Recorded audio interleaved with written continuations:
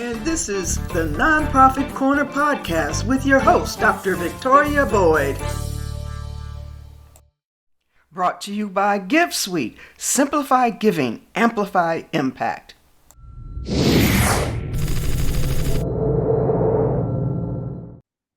And welcome to the Nonprofit Corner Podcast with your host, Dr. Victoria Boyd. And we have another episode. It's one of my favorite topics, storytelling, communications. Many nonprofits tell us that their biggest challenge is fundraising, but it's not. It's marketing and communications. And I'm so excited to have our guest here, who is Joshua Altman. And he's going to talk about strategies for storytelling with his company, Beltway Media. Welcome to the show, Joshua. Glad to have you. Thank you for having me. Absolutely. So our listeners can just find out what you do, what your backstory is, what's your story. Give us some backstory and how did you get into the nonprofit sector?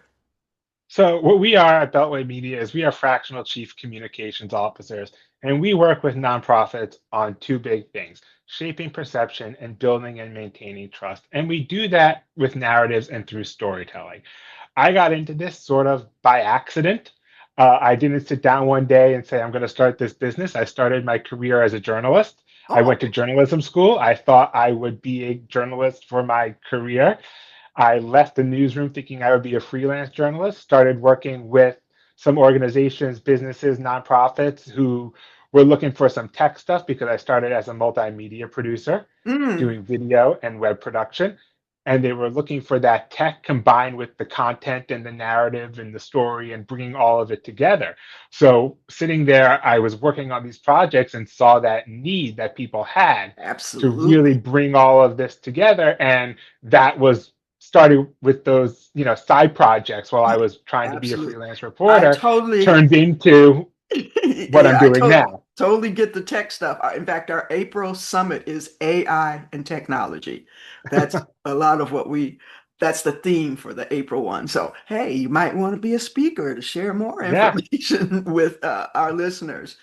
So, you were in journalism and sort of made a shift and you're on the East Coast. We were talking about that before we got started. He's in the cold weather over there.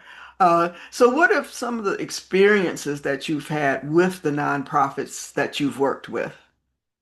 A lot of times we see the same problems with, whether you're a for-profit business or a nonprofit, because at the end of the day, we're all people. Yeah, We're running an enterprise, we're running an organization. We focus on a lot of different things, but it's ultimately the same big challenges, which is getting our message out there for people to understand it and then take some action. It could be monetary donation, it could be goods donation, it could be volunteering your time, hmm whatever your organization needs and uses. If you're a business, it's making a sale. If you're a nonprofit, you could be selling gear. You could be selling, bags, hats, water, whatever you do as a Yeah, that fundraiser. Merc, for Yeah. fundraising. It's all different strategies. Absolutely. And we want people to take that action. Yeah. And they do it because they want something. They understand something. Yeah. And that's where telling your story comes in. If you are a nonprofit and you have, music instruments for kids, there are tons out there that do this. Why are you different? Yeah. You What got to is your talk story? about How did you get started? yeah. What difference have you made? And if that's what you're doing, you got great pictures, you got great video, Yeah. you can really tell that story well. Absolutely. And in the nonprofit sector, we call it what impact are you having? And that's our measure of success.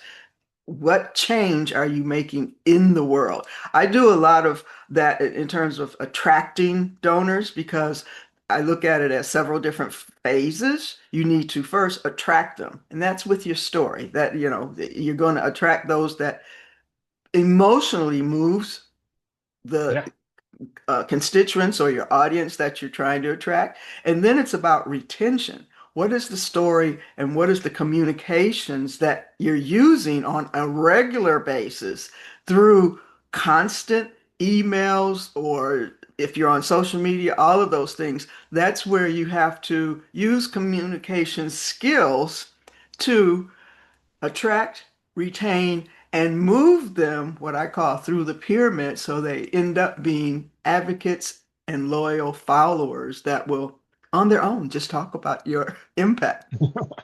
And hopefully become those people who buy your merch that has your logos, that people know about you, that they become regular volunteers and donors and are engaged. Yeah. And they need to tell that story that you have as part of your organization. They need to know it. It really needs to be part of everything you do. And that Right. doesn't mean everything needs to be part of everything. And that's where I feel a lot of people and a lot of organizations really get stuck is our story is these six things. How do we put that into a 30-second Instagram video? You You don't. can't, and You not don't. well. You Yeah. could you could And I pull it teach, off, but it won't be good. right. And I teach them the philosophy behind lead magnets, where you have one key topic or focus, and you focus on that. And then you use, if you have six, then you need six stories, or, Yeah, you could six. break that down into six pieces of content, Absolutely. Absolutely. and you could work that across channels and really focus on each one. And this is where one thing I talk with nonprofits all the time about is how you can repurpose content, because Oh, those yes. six things each have subpoints. Yep. Now, And each if those each six have six more, that's now six more per, and you can keep going for a very long time with that. yes, absolutely. I did well, I have several trainings, but one of it is using AI, because I wrote the nonprofit AI playbook, how to use AI effectively to repurpose content and Yeah. use it in different ways, in different platforms, to really also analyze where is your audience. Because once again, depending on what your mission is, your audience might not be on Facebook. They might not be on Instagram. They might be on LinkedIn. You have to Yeah. determine where they are, and you need to do that through research. And a lot of times I love physical things. I've mentioned it already a couple of times in this interview because it gets overlooked a lot Yes. when we talk, because people think I need to be on social, I need to have my videos, you do. Those are important. But we also all still do exist in the real physical world. And leave behind, I volunteer. This is not a Mhm. client of mine, this is someone who I volunteer with. They have some of the best leave behinds, that are useful that people use every day, that Yeah. people just pick up at events. Yeah. And that's something people see and are tangible. Yeah. And, And and you and a lot of people, get it. just for the audience, give the definition of leave behind. Just I know. So it's something that you have and people can pick up. It's something Yes. that you can be left behind somewhere. Yeah. It's a, Like a a pin tangible thing. from the Philanthropreneur Foundation. I love pens. I recommend them all the time to people. And we have rulers also, because it says measuring success. And so Yeah. we tied it into a ruler. All of these are great marketing tools, because cups, hats, t-shirts, pins, anything that has your name on it becomes a tangible marketing piece. And That, pens are really great because they are very low cost for a yeah, lot of them. yeah, And you could literally leave them anywhere you go. You hand them, they move around a lot, yeah. much more than a ruler does. But They have great shelf life, as I call it. yes, and they move. So you start with one person, dozens of people could handle that over the Yes. course of that product's life for pennies once you start getting them in bulk. Yes, absolutely. Yep. Oh, yeah. I know about that whole bulk thing. That's absolutely right.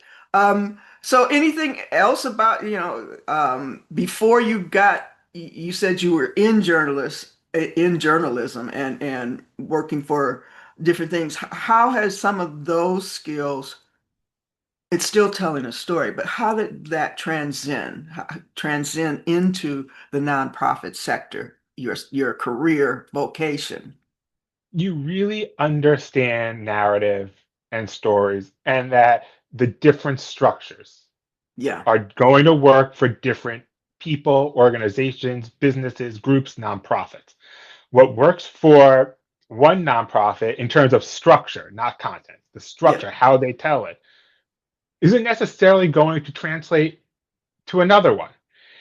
And people see that if you are at your organization and they say, well, they're doing something really good. Let's just follow it. It's a good model, but does that really apply to you? To go back to the example, if you are doing, instruments for children, that's great, but that's not going to necessarily be the same model as an animal rescue in terms of Yes. what your story is and how you tell it. So But you, take the lessons from everywhere and everything you have something to learn from. yeah, and that's why a lot of our focus is systems and strategies because you have to think about those systems. What systems are you using to communicate, and what strategies that are very much tailored to what your message is. And I often see, well, I saw this great website and did so and so and so. Yeah, but this is what you do. And a lot of the things Yes, that they have don't necessarily align with your message. And so that's something you have to think about. And you mentioned, what is the message? What are you communicating? What is the impact? That all needs to stack up and align. And so just having someone that throws out information without strategically, a lot of times I use the image of a chessboard and yeah, that strategically you need to plan out what is your marketing and look at it. I tell them to think 12 months, but break it into 90-day or quarters. What is your, that's what we do when we're building out that content plan. We actually sometimes even go as far out as 2 years because some conferences are every other year. yeah, And we're not planning detailed content 2 years out. It's on the calendar, it's something we're thinking about. We're yeah, planning in real detail roughly 2 weeks with big themes that we know we want to hit, events, fundraisers on there further out. So we're not blindsided. right, So yeah, even though we know they're there and they're on our corporate calendar, yep, they're not necessarily on our communications calendar. yeah, and So I we bet. need those to align. And I often ask them, do you have I call it a social planner, which is, what does your 12-month social plan or communication plan look like? And often the answer will be, well, we look at, the next 30 days. Need to go a little bit deeper than that, but Yeah. because I think especially if you're people doing get events, daunting. yeah, They find it a lot to be more than 30 days. How can we be that specific? You don't have to be right, very specific at the 60, 90, 120 day. That's we're doing our spring fundraiser. We need to block out room yeah. to talk about our spring fundraiser. And We're you doing plan. our summer gala. We need to know it's there. Yeah. But you also, because I call it backing into it, you need to do those save the dates, plant those seeds, Yes. uh, because people are planners. Might not think it, but they will put things on their calendar. And it's not heavy promo or marketing at that point. It's just, I call them touch points. How many times are you creating touch points? Those who We are, talk about that a lot. yeah, trying to get into the marketing systems and things, I tell them, okay, you need to have at least, and bare minimum, 24 touch points. That's two a month. Are you doing a newsletter or just an email with just updates? Not asking for money. It's it's these are not emails where give to us now, because people will stop opening. But if you have true content of value that the donors, and I tell them to go into not the with and what's in it for me, but go into what's in it for them and base all of that on those stories. We're going to get back to some of the, because you have some great things that you're going to answer. We're going to take a real brief break and we'll be right back with the Nonprofit Corner podcast in just one moment. There's 5 reasons your board's check light engine is on. Get the diagnostics today at boardhandbook.org/diagnostic. And welcome back to the Nonprofit Corner podcast with your hosts, Dr. Victoria Boyd, and my special guest, Joshua Altman. We're going to get into some nitty gritty things right now. You're with Beltway Media, but you put in a real question that I think many nonprofits might not even understand. What is a chief communications officer? And they might not have ever even heard that term. So it's a role that is becoming more common, especially with really large organizations. We do it on a fractional basis because we want to make it accessible to nonprofits, to smaller organizations who don't have Fortune 500 budgets. That's what we're Most of doing. them, most of Yeah. them. And like I mentioned at the beginning of this show, we're really focused on two things. The first is shaping perception, and the second is building and maintaining trust. And we do that by taking this integrated, big picture view of how messaging impacts reputation, growth, and stakeholder confidence. And so if an organization wanted to hire or give the title of chief communication officer, because they might have it under marketing, the marketing director. How is a chief communication officer maybe different from a marketing director? A marketing director is really looking at that marketing role. A brand director is really looking at that brand. We're going to look at everything from marketing, from brand, from advertising, internal communications, volunteer engagement, donor engagement, how all of those things are really working together because you're going to find a lot of overlap with those people. Yeah, yeah. The people who you're marketing to and trying to get engaged on social and real world platforms are also your donors. They're also Yeah. people who are going to help with fundraising. They're your volunteers. They're going to be out there running programs with you. And we're going to make sure all of this aligns. Your marketing person might already be doing this integrated communications role, Yeah. but calling it marketing. And in a lot of organizations, it's probably the case. But Mhm. we really bring it in and focus on those two big umbrellas of perception and trust. Absolutely. And so that's why the word communication is so important in that title. It's about how are you communicating? What are the strategies that you build behind those communication pathways and strategies?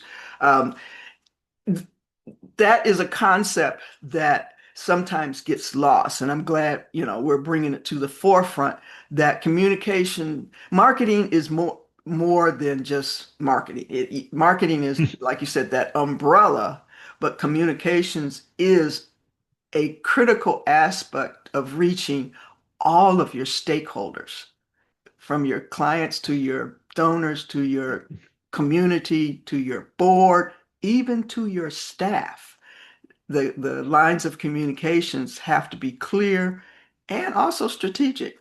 So, getting to your next cut, what is the role of corporate communications in a business or nonprofit, and why is it important to be effective at it? We sort of touched on that, but you can expand on that some more. Yeah, we'll start with what it is. It's how your organization communicates with audiences, both internal and external. If you're communicating and you're a corporation, a nonprofit, a business, an entity, that's your corporate communications. It includes a lot of things. We kind of break it down into four big buckets: what people read, see, hear, and experience. Okay. And reading, that's the one people kind of get the most, understand the easiest. Mm-hmm. Seeing is what we see. It's literally everything from what you're reading, how you see, how you engage with it, but also if you have an event, a fundraiser, how are people interacting with their tables if they're set up with anything from flyers and QR codes to Mm-hmm. ways to donate. Hearing, things like podcasts Mm-hmm. are a great example, and experience is probably where people really think it's one thing, and it's partly that. It's experiential events, it's things, it's those big fundraisers, it's things you do, but it's also how you experience what you read, see, and hear. Well, So desktop versus mobile is the big example I use because we all experience that every day. yes, and that ex the user experience, the UX as we call it in the in the web page and web development area arena, the user experience, often really underestimate how important that user experience is. Because I talk to them about their website because you can have all of your pillars on your website. I encourage them because you talked earlier, well, we talked earlier about doing videos and things like that. That videos gives you that hear, see, and it can build emotions, but I call it, it draws people in. Even on social media, creating a video is very important. But on a website, that user experience is when they land on that main page of the nonprofit, are you saying what you're about, the impact that you have, your mission statement? Is it clear and front and center instead of starting with donate to us, which unfortunately I've helped a lot of nonprofits with their website content really shift where they're placing things, how they're placing it, using more images, videos to really catch people in the first 3 seconds when they land on it, which You is, have to be that fast with it. Yeah. yeah. I mean, well, you mentioned the phone, people are on their phones. I even did a blog about using QR codes and creating a YouTube channel because Yeah. people are accessing YouTube on their TVs a lot now. And if you have a thumbnail that has a QR code there, people will be sitting watching TV with their phones in their hand, and they can access that your site with that QR code. And so they're not outdated. It's just they're being used a little bit different because I've had some pushback. Well, it's only good, if it's on printed material and they have a phone. I said, no, there's many different ways I've to. been places and people need to send an email for this nonprofit that I volunteer with. And I have their email address queued up in a QR code when I go to these events on the lock screen of my phone. Yeah, So people can just scan it and it shows up on their email client with that in there set as the to address with the subject line already prompt. see, yep. Great strategy on how to use a QR code. That was a great tip. I'll make sure I highlight that. And it's It- great at real places, when you're there in person. Plus, I mean, they're cheap. I mean, you don't have to pay. You can get free QR codes. Now, Free. Yeah. uh, whether and just know there's a difference between the static and the dynamic codes. But if you have access to a dynamic code, I use QR Monkey. So but that's a great strategy to use to engage people quickly where they are with their phones or out and about doing whatever it is. It's a great way. Even at some of these events, like you mentioned, animal rescues, many times they will give events in a park where you're not really in a Yes. building, just out there doing dog stuff or animal stuff. But using your phone and a QR code, it's a great way of boosting your communication or at least giving that user experience simple path, just one scan and it's there. So that's great. Okay, so not the last one, but 'cause I'm sure we'll talk about more. But step to communicate more effectively. We just mentioned QR codes. What do you have in your toolkit of steps to communicate more effectively? I say be the signal, not the noise. You don't need to respond to everything. Be strategic in how you do this. Don't think you need to, just because someone tweeted at you, write back to everything. Write back to some. Engage. Mhm. Absolutely. Not everything requires a response, in part because you can't keep up with it. Right. Hopefully, you have more than you could keep up with. And it's strategic on what you might post. Yes, you want to talk about your impact, but you want to give that, I won't say a break, but it's we talked about repurposing things. What are different ways to talk about your impact so it doesn't become stale um, Yeah. on whether you're using your email as your main communication or social media, um, and give your audience alternatives or choices. Do they want to interact with you on social media or do they prefer email? In your email, are you asking a question that you might want to get some feedback? They would be surprised how often uh, from their database, how many people might respond to that. And to me, responding to an email is simpler because it's all in one place. I'm a big fan of email. Because it keeps the topic in that, I'll say, Yes. thread, and it's organized for you. And by asking a question, you immediately pull people in and they feel as if you're listening to what they have to say and want their feedback. And so they become invested or vested in your organization because they're giving you feedback. Especially when you're emailing a volunteer list. These are people who are already very much part of the organization. You Well, could really engage through that email. and it's important for them to understand they should have multiple stories because, like you mentioned, there's volunteers. So, what are you saying to your volunteers? But what if these are strictly donors that you're talking to? And so that language needs to be shifted or aligned for that particular message.